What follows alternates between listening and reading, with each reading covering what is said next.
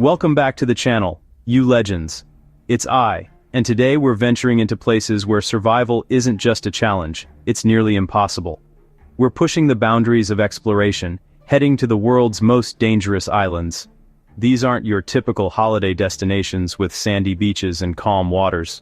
No, these are places where nature, and sometimes humanity itself, has created a living nightmare. Our journey to the world's most forbidden places begins with a remote speck in the Bay of Bengal, North Sentinel Island. Part of India's Andaman archipelago, it appears from the sky as a perfect jewel, an emerald jungle ringed by pristine white sand and impossibly clear turquoise water. It's the very image of an untouched tropical paradise. But this idyllic beauty conceals a formidable barrier. This isn't a wall of rock or a treacherous reef, but a barrier of human will, forged over millennia. The island is a fortress, and its guardians are its own people.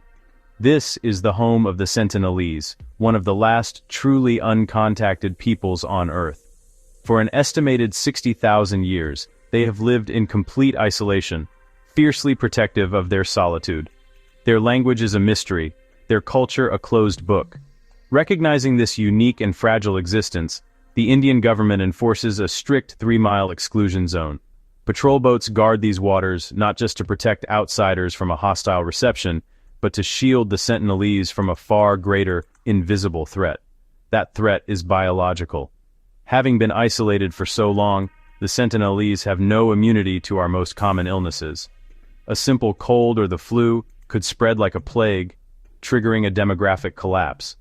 Any contact could be catastrophic, wiping out an entire ancient culture. The warnings are not theoretical.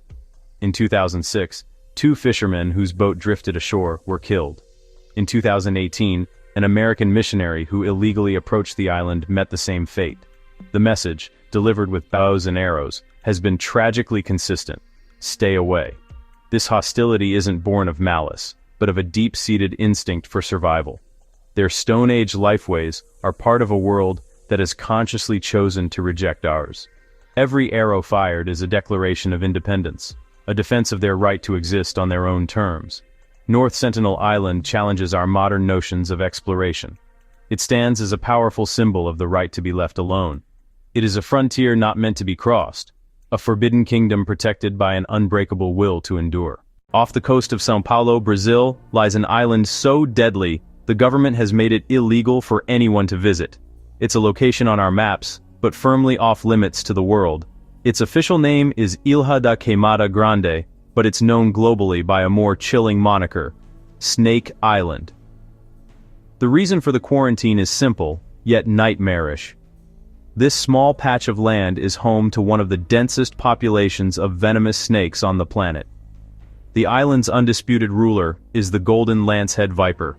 Endemic to this island and found nowhere else, its venom is terrifyingly potent. A complex hemotoxin, up to 5 times stronger than its mainland relatives, it literally liquefies flesh at the bite site, causing rapid necrosis and kidney failure. Without immediate aid, a bite is an almost certain death sentence. Conservative estimates suggest a population density of at least 1 snake per square meter. Some claim as many as 5. Every step is a gamble, as the entire island is a minefield of fangs with nowhere safe to stand. This terrifying ecosystem is the result of ancient geology. Around 11,000 years ago, rising sea levels cut this point off from the mainland, trapping the snakes. With no ground prey, their survival depended on catching migratory birds. This forced the evolution of an incredibly fast-acting venom to kill the bird before it could fly away. Today, only select researchers may land, escorted by a doctor and wearing thick protective gear. Ironically, this deadly venom is being studied for potential use in life-saving drugs for heart disease and blood clots. The island's lighthouse is now automated. Local legend tells of the last keeper and his family, who met a gruesome end when snakes slithered in through an open window. Fleeing into the night, they were struck down by vipers hanging from the branches above. Snake Island is a living laboratory of evolution, a nightmare landscape where the rules are written in venom, and humans are not at the top of the food chain. From natural horrors to man-made, Gruinard Island, Scotland.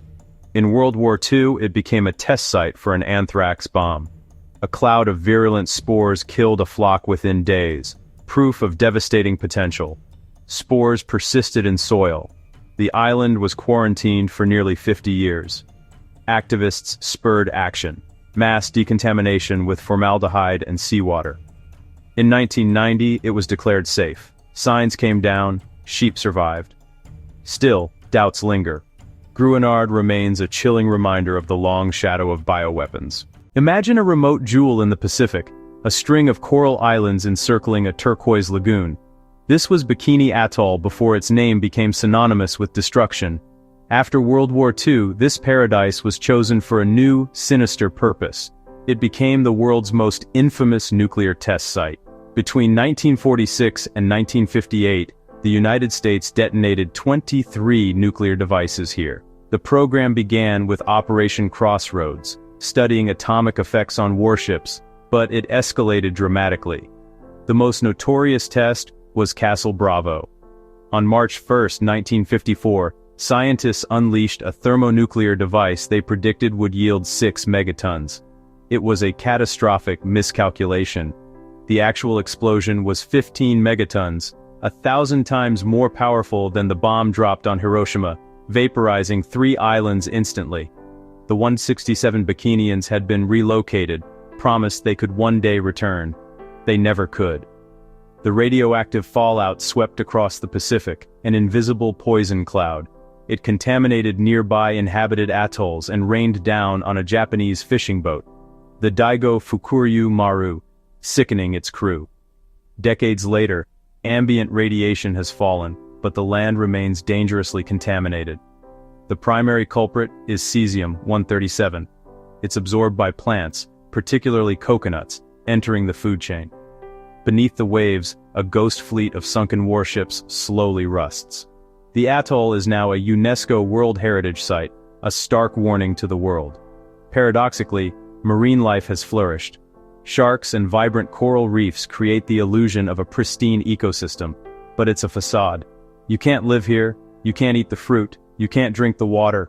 It is a poisoned paradise, a beautiful, silent tomb, a chilling reminder that some scars we inflict upon the earth may never truly heal. Ramree Island. Dense mangrove swamps hide prehistoric killers.